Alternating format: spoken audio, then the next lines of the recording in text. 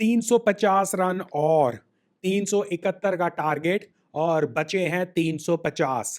आज डे 5 पे इंग्लैंड को चुनौती। और ये टोटल अगर आप मुझसे पूछो, India is in a sweet spot, but अगर इंग्लैंड इसे चेज कर गया, जो कि इस पिच के हिसाब से, बैटिंग के हिसाब से और जो हमने खुद प्रदर्शन कर कर दिखाया है, आई वोंट बी सरप्राइज। तो अगर ये हो गया, it will be an embarrassment for team India.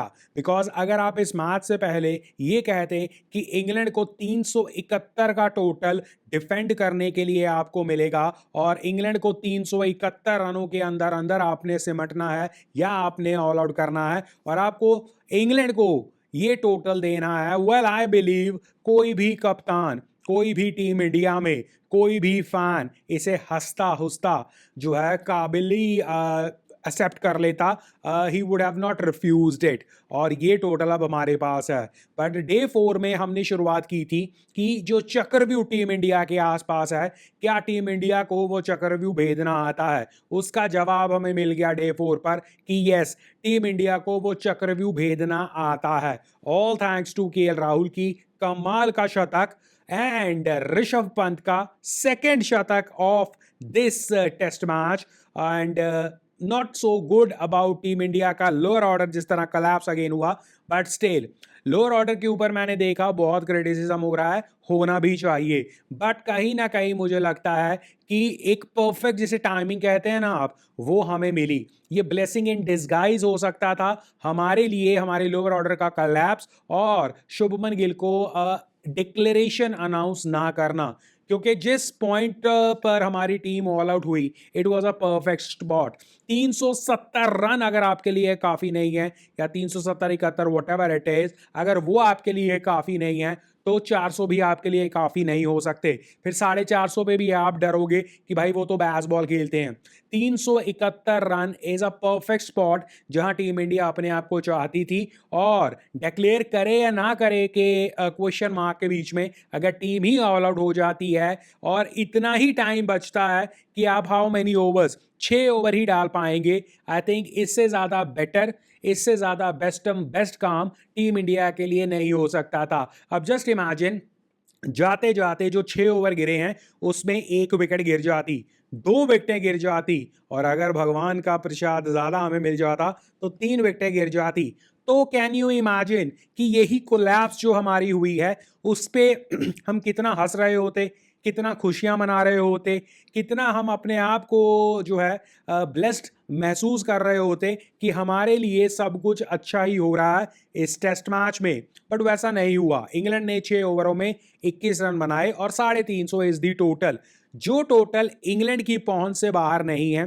But ये टोटल लास्ट डे पर चेज करना आसान नहीं है।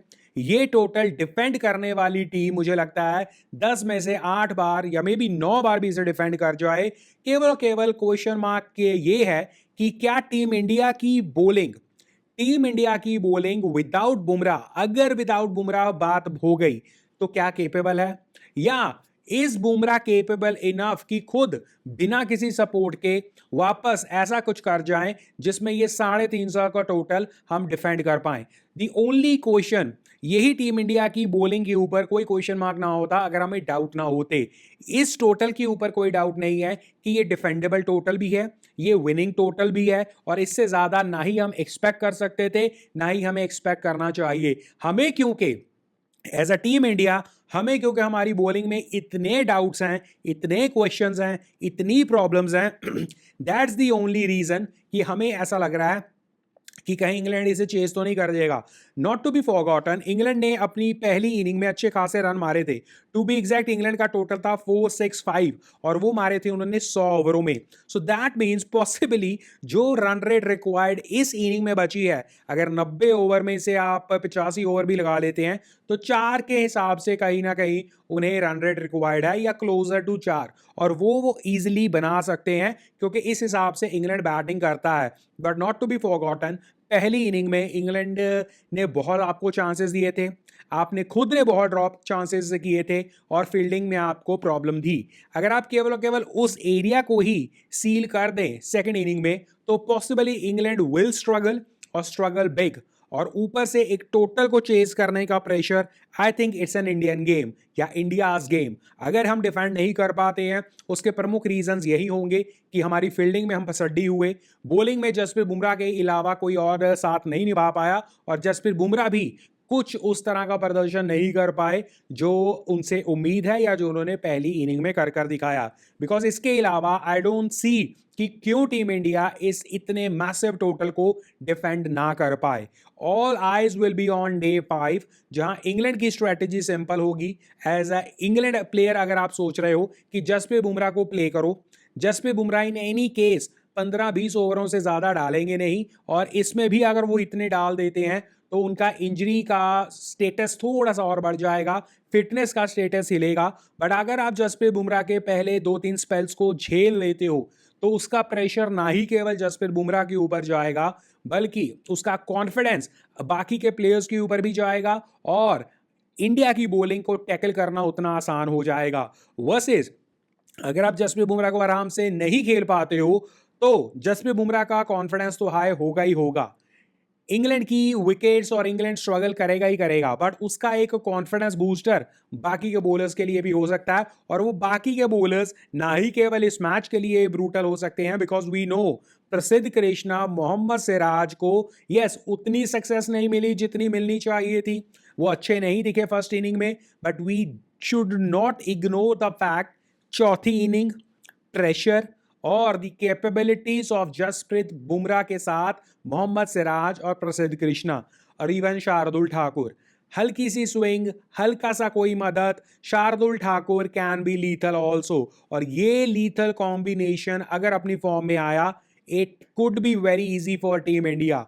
अगेन आई एम सेइंग, 5वां दिन टेस्ट मैच ब्यूटी, जहां एक बैटिंग टीम भी जीत सकती है, बॉलिंग टीम को जीतना चाहिए, कैपेबिलिटी भी है, टैलेंट भी है, सब कुछ है। बट अगर आपके हाथों से ये बनी बनाई अपॉर्चुनिटी निकल जाती है, आई पर्सनली फील कि then team India should be ashamed of themselves, because इतना बड़ा टोटल ना डिफेंड कर पाना मेक्स नो एक्सक्यूजेस। और हमारी बैटिंग, ऋषभ पंत और केएल राहुल ने सेकंड इनिंग में जो कर दिखाया, एब्सोल्युटली माइंड बॉगलिंग। और जिस तरह का प्रदर्शन टीम इंडिया की बैटिंग से हम एक्सपेक्ट नहीं कर सकते थे, नहीं सोच सकते थे, वो उन्होंने कर दिखाया, और कंसिस्टेंसी के साथ कर दिखाया। मजा आ गया। बट ये एक रियलिटी चेक है हमारे बॉलर्स के लिए भी कि बैट्समैन ने जितना वो कर सकते थे, जहां तक वो कर सकते थे, और ये आपके लिए एक ब्लेसिंग टोटल है, इसे प्लीज डिफेंड कर दो, क्योंकि इसके बाद बैट्समैन जरूरी नहीं है हर बार आपको ये सब कुछ दें, और टिपिकल इंग्लैंड पिच ये नहीं है। टिपिकल इंग्लैंड पिच पर बैट्समैन स्ट्रगल करते हैं, 50-50 ओवर तक भी बॉल स्विंग कर जाती है, और वो सारी सिचुएशंस इंग्लैंड वॉच कर रही होगी। And don't be surprise, second test onward, depending on इस मैच का रिजल्ट क्या है, सेकंड टेस्ट ऑनवर्ड आपको इस तरह की पिचेस शायद ना मिले। बिकॉज इंग्लैंड का अगर हम देखें, इंग्लैंड अभी तो कॉन्फिडेंस दिखा रहा होगा अपने आप को, भाई कोई बात नहीं, हम ये टोटल भी चेज कर देंगे, हमारे में कैपेसिटी है, हम तो एक्सपेक्ट कर रहे थे दिस एंड दैट। बट जब आप करने जाओगे तब पता लगेगा। अगेन ऐसा भी नहीं है इंग्लैंड ने प्रीवियसली किया नहीं है, मल्टीपल टाइम्स किया है, ऐसा भी नहीं है ये हो ही नहीं सकता, हो सकता है। बट सबसे बड़ा फैक्टर इसमें ना बैटिंग, ना बॉलिंग, ना फील्डिंग, ना ओवरऑल, सबसे बड़ा फैक्टर जिस वजह से ये टोटल चेज हो सकता है या हम उम्मीदें लगा सकते हैं, वो फैक्टर रहेगा बिकॉज ऑफ जिस तरह ये पिच प्ले की है। पहले इनिंग में इंडिया ने 471 बनाए, उसके अगेंस्ट 465 इंग्लैंड ने बना दिए। दूसरी इनिंग में 364 रन इंडिया ने बनाए, और 21 पर कोई विकेट लॉस नहीं, इंग्लैंड का जवाब है। तो ये पिच ऐसी है जहां पर रन आ रहे हैं, और ये बहुत बड़ा फैक्टर होगा कि अगर आपके बॉलर्स को हेल्प नहीं मिल रही है, बैट्समैन के लिए यहां पर इजी है। और सेकंड इनिंग में केएल राहुल और ऋषभ पंत के शतक ने यह बता दिया हमें कि ये पिच इजी है बॉस। यस, बैट्समैन को थोड़ी सी अपना टैलेंट तो यूज करना ही होगा, आपको कंसंट्रेशन भी दिखानी होगी, बट जिस तरह आप खुले शॉट्स मार रहे थे यहां पर, that means pitch is easy. और इस इजी पिच का अगर कोई बखूबी कहीं ना कहीं फायदा उठा सकता है, that is the team England.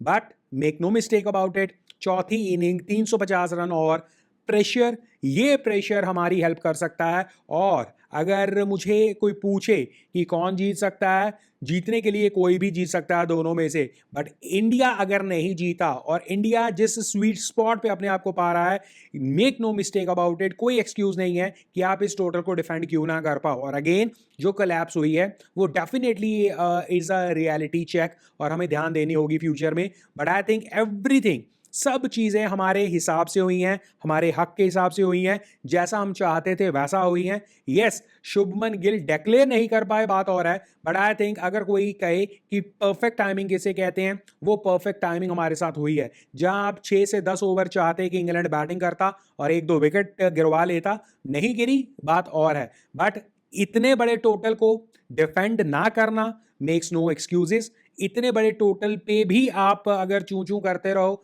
ये भी कोई एक्सक्यूज नहीं एक्सेप्ट हो सकता। और इंग्लैंड पे सारा दुनिया का प्रेशर रहेगा, क्योंकि जब जब एक एक विकेट भी गिरनी शुरू होगी और अगर वो एक एक विकेट जसप्रीत बुमराह ने निकालनी शुरू की, तो इंग्लैंड पे जो प्रेशर गिरेगा वो इतने बड़े टोटल के साथ, I don't think so it is easy to handle. So मुझे लगता है India is in the sweet spot, और डिस्पाइट कोलैप्स या despite whatever you say, अच्छी फील्डिंग कर कर बॉलिंग को डेफिनेटली एडवांटेज है। और अगर टीम इंडिया इस टोटल को डिफेंड ना कर पाई, तो कहीं ना कहीं it will be an embarrassment for team India. Despite इतना अच्छा खेलने के लिए, या डिस्पाइट इतना अच्छा खेलकर, जहां आपके बैट्समैन ने या बैटिंग ने पूरी अपनी बेस्ट पोटेंशियल खेलकर दिखा दिया, आपकी फील्डिंग ने कहीं ना कहीं आपको डिसअपॉइंट किया, बैटिंग में अदर देन बुमराह ने डिसअपॉइंट किया, बट वो सब कुछ इंप्रूव हो सकता है लास्ट इनिंग में, लास्ट डे पे, and I am looking forward to that. तो team India, best of luck. There are no excuses कि आप क्यों इसे डिफेंड नहीं करोगे। लेट्स सी कि क्या होता है।